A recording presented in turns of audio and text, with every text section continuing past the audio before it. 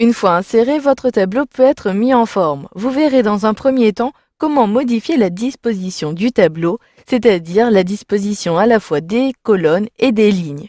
Vous verrez par la suite comment mettre en forme rapidement le tableau en appliquant des couleurs à l'aide des styles rapides ou en appliquant des remplissages indépendants.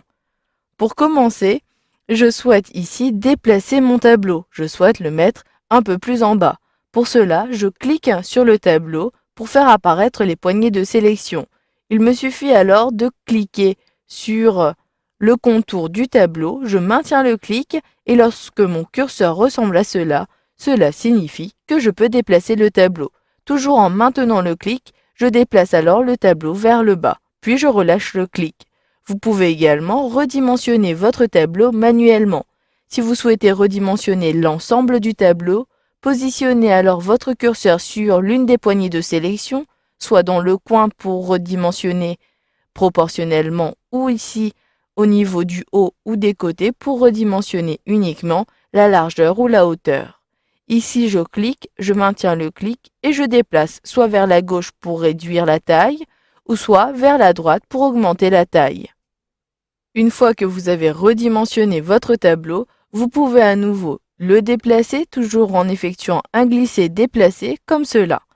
Maintenant, je souhaite plutôt redimensionner la colonne du nom.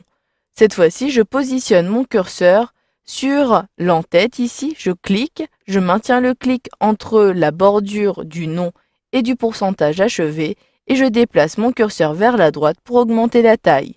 Automatiquement, j'ai redimensionné la largeur du nom, par contre, j'ai réduit la taille de la colonne pourcentage achevé. Je dois donc utiliser les outils disponibles dans le ruban. J'appuie sur les touches CTRL-Z de mon clavier pour annuler.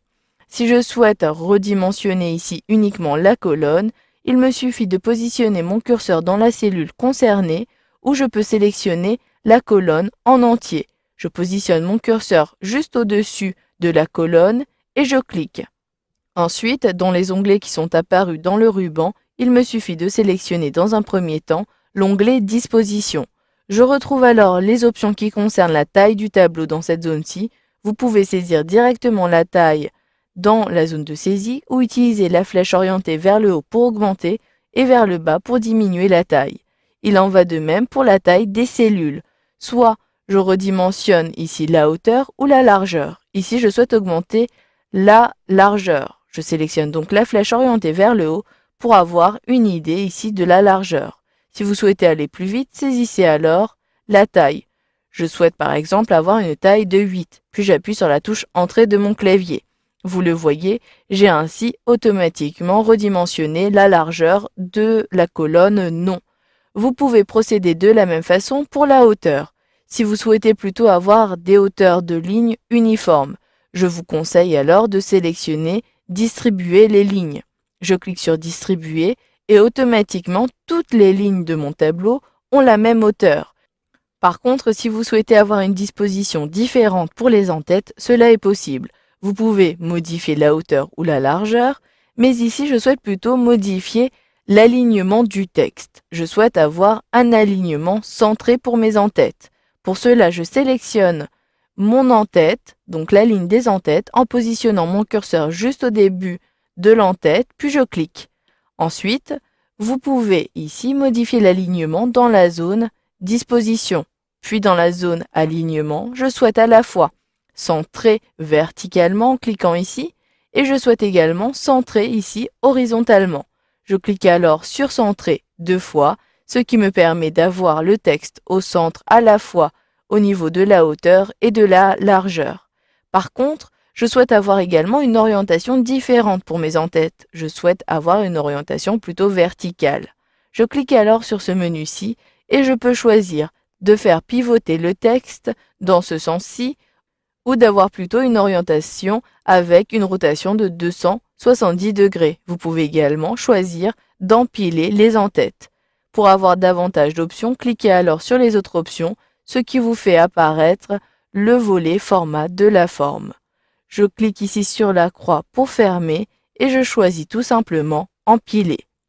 Automatiquement, j'ai ici le texte qui est empilé, mais comme la hauteur n'est pas suffisante, j'ai ici le texte sur plusieurs colonnes. J'utilise donc ici un glisser-déplacer de la hauteur de la ligne pour augmenter. Si cela ne fonctionne pas, j'utilise alors ici ce menu.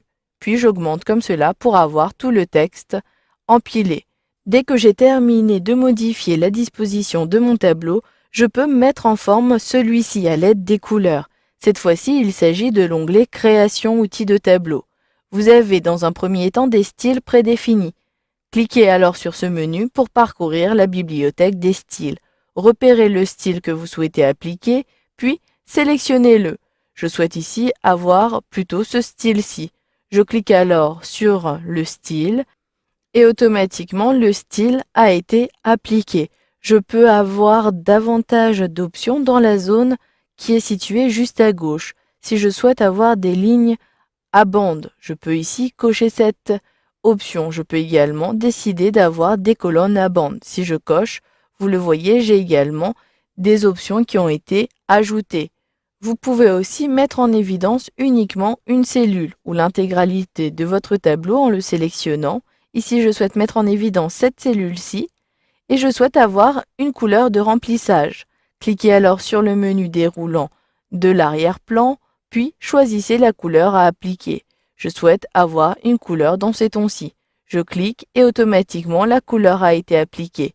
Il en va de même, vous pouvez appliquer des effets à l'ensemble de votre tableau en sélectionnant votre tableau, puis en utilisant le menu des effets, vous pouvez alors avoir une ombre et à la fois une réflexion.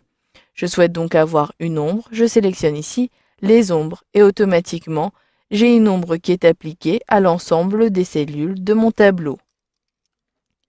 Pour mettre en forme le texte de votre tableau, utilisez la zone Style WordArt que vous avez également découvert dans la formation Mettre en forme votre texte. Voilà, vous avez vu dans cette formation comment mettre en forme un tableau d'un rapport Project 2013.